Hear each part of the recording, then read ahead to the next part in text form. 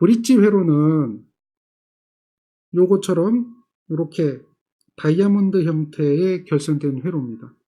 그런데 다이아몬드의 한 점하고 반대쪽 대각선 방향의 한 점에다가 전압을 공급하는 거죠. 그리고 저항은 어떤 형태로 연결된다? 이렇게 마른 목골 형태, 다이아몬드 형태로 연결이 됩니다. 이런 회로에는 직병렬이거든요. 직병렬 회로입니다. 그림을 다시 그려보면 이 그림하고 똑같다는 걸 이해할 수가 있습니다. 여기가 R1이잖아요. 그럼 여기는 R1, R3거든요. R3. 여기는 R2입니다. 요거는 R4죠. 그리고 여기가 있어요. 그러니까 여기에 있는 요 점인데 여기 A점, 여기가 B점이고요. 여기에 있는 요 두 점이 있는데 여기가 C점, 여기가 D점입니다. 그런 말이죠. 여러분들이 이제 이 회로에 대해서 여기에 흐르는 전류를 구하라 뭐 이러면 쉽게 계산이 되죠. 충분히 계산이 될 거예요. 왜냐하면 저항의 직렬 병렬이니까. 근데 이게 브릿지 회로는 아직까지는 아니에요. 근데 브릿지 회로가 되기 위해서는 어떻게 돼야 되냐면요. 여기에 저항을 하나 더 연결하는 겁니다. 즉 여기에 저항을 하나 더 연결하는 거죠. 이렇게 연결했을 때에 이걸 브릿지 회로라고 그래요. 브릿지 회로는 반드시 저항이 연결되는 겁니다. 근데 여기서는 이제 저항을 연결한 게 아니고 뭘 연결했냐면 지금 여기에 연결한 G라고 하는 요거는 검유계입니다. 검유계를 연결해서 전류가 흐르냐 안 흐르냐를 측정하는 거예요. 그런데 지금처럼 이렇게 저항이 하나 더 연결된 회로가 있다. 이걸 R5라고 한다라고 하면 이 회로에 대해서 여기 흐르는 전류를 구한다라고 하는 것은 힘듭니다. 왜냐하면 전체적으로 합성저항 구하기가 이상해지거든요. 이때 이제 이 얘기가 되는 것이 바로 여기에 저항이 이렇게 하나 더 있다라고 본다면 여기 무슨 결선되어 있는 거예요? 여기가 무슨 결선되어 있는 거예요?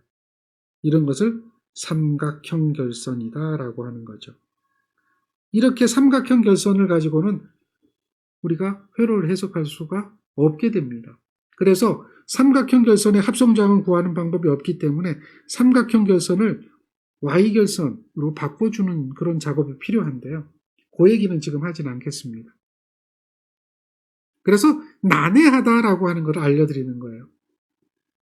즉 삼각형 결선으로 해석하려면 난해한 형태가 되기 때문에 검유계를 연결해서 브릿지가 난해하지 않은 상태로 해석되는 경우, 즉 다시 말해서 여기에 있는 저항을 연결하던 연결하지 않던 검유계 전류가 이 전류가 0이 되는 경우가 있어요.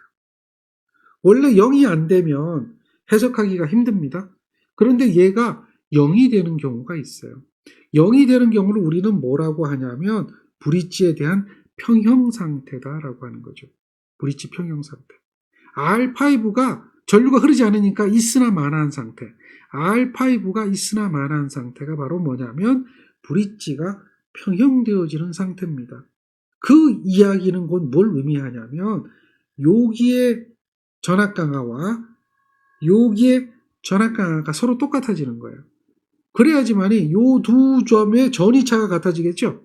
전위차가 같아지게 되면 전류가 안 흐르잖아요. 전위차가 생겨야 전류가 흐르는 건 당연하죠. 그게 전압의 정의잖아요.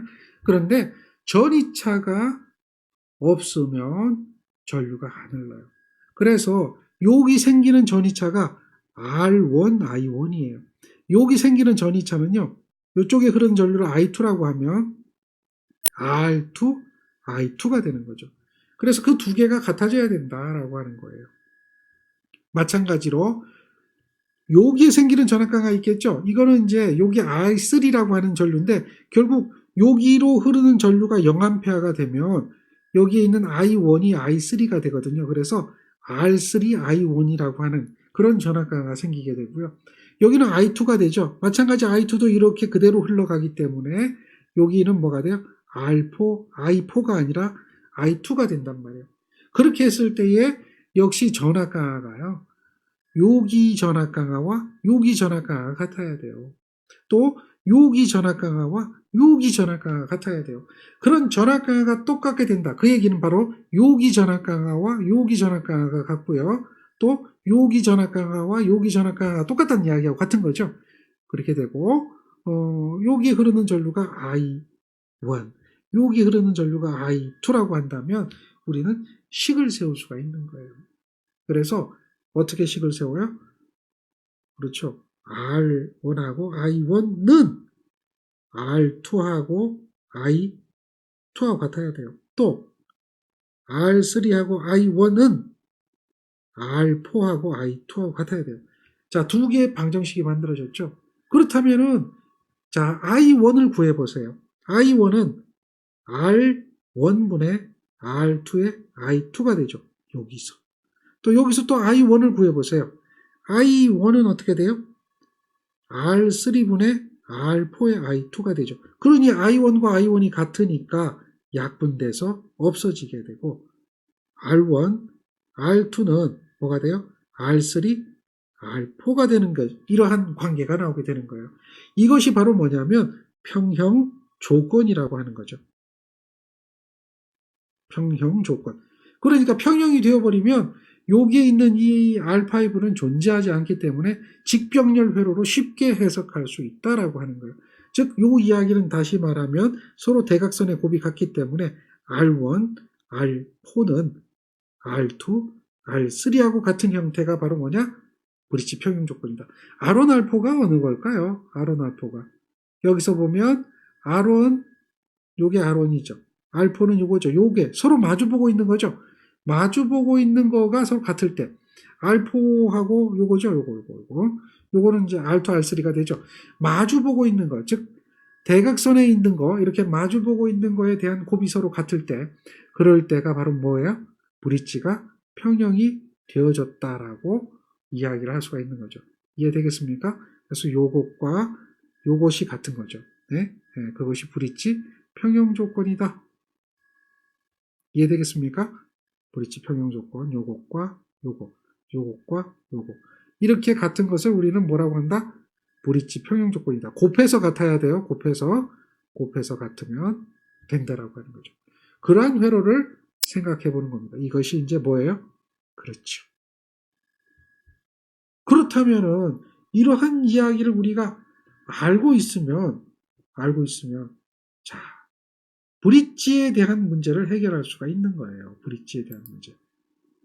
지금 이 문제가 바로 브릿지 문제가 되는 거죠. 브릿지에 대한 평형 문제가 되는 겁니다. 자, 그런데 잘 보세요. 이렇게 대각선의 곱이 같아야지 브릿지가 평형이 되는 거죠. 이렇게 대각선의 곱이 같아야지 브릿지가 평형이 되는데 지금 브릿지가 평형이 됐나요? 안 되고 있어요. 지금 이 문제는 브릿지가 평형이 되지 않았습니다.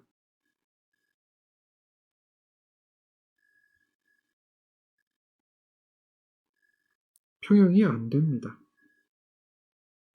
그러면 곧 뭐냐? 요 양단에 전압이 생긴다는 거죠. 여기 사이에 뭐가 발생한다? 전압이 생긴다는 거죠. 그 전압은 얼마냐? 그 전압이 얼마냐 이 얘기. 그 전압을 구할 때는 바로 여기에 대한 전압 강화와 여기에 대한 전압 강화가 있어요. 그 전압 강화가 원래 같아야 되는데 같지 않았잖아요. 그죠? 그러니까 차이가 생기는 거예요. 그걸 구하라 이 이야기예요. 그러면 전압 강화를 계산할 때 우리는 이제 전류 분배 법칙, 전압 분배 법칙을 적용하잖아요. 그리고 키르이호프의 법칙을 적용하잖아요. 키르이호프의 전압 법칙은 하나의 폐회로에서라고 얘기하고요.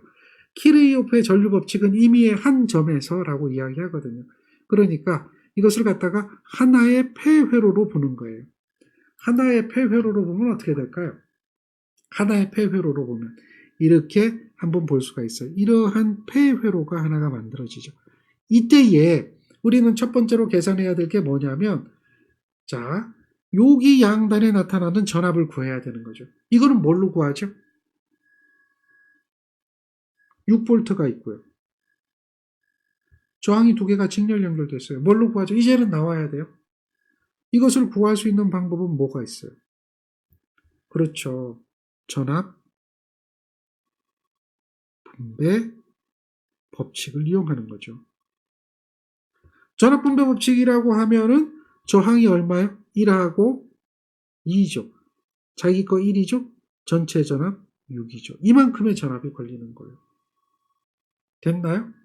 그러니까 3분의 6이니까 2V 걸리나요? 2V. 이렇게 되는 거예요. 그거 하나고요. 그 다음에 또 우리가 계산해야 되는 전압은 여기 양단이잖아요. 고기 양단의 전압은요. 어렵지 않아요. 이번에는 이렇게 되어져 있는 이렇게 된 폐회로를 생각하면 되겠죠. 큰 폐회로 하나잖아요. 거기에서 보면 노란색 폐회로에서 보면 4하고 2 사이에 뭐가 일어나요? 전압 분배 법칙이 일어나는 거죠. 그 전압 분배 법칙을 적용해줘요. 그러면 어떻게 될까요? 비례하거든요. 4, 2, 4, 전체 전압 6. 계산해 보니까 4V 나오죠. 그러니까 이쪽은 4V 전압 강화가 생겨요. 얘는 뭐라고 그랬어요? 전압 강화죠. 얘도 뭐예요? 2V. 얘도 전압 강화죠. 전압이 떨어지는 거예요. 그러면 전위를 계산할 때는요. A점의 전위, VA라고 하거든요. 요 전위는 A점의 전위는요. 이쪽을 지금 여기 보면 플러스라고 얘기하고 있어요. 여기 플러스라고 얘기하고 있어요. 보입니까? 플러스라고 얘기하고 있는 거 보이죠?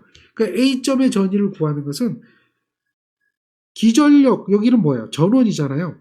전원에서 전압 강화를 빼야죠. 전원에서 전압 강화가 2V잖아요. 그러니까 전원 6V에서 전압 강화 2V를 빼주고 나머지 4V가 전위가 되는 거예요. A점의 전위가 되는 거예요. 마찬가지예요. 여기도 전원이 6V인데 거기에 전압 강화 4V니까 빼고 남으면 얼마예요? 2V가 남아요. 그래서 요 사이에 전압이 몇 볼트가 생기냐면 4V하고 2V의 차이인 전압 2V가 생기는 거죠.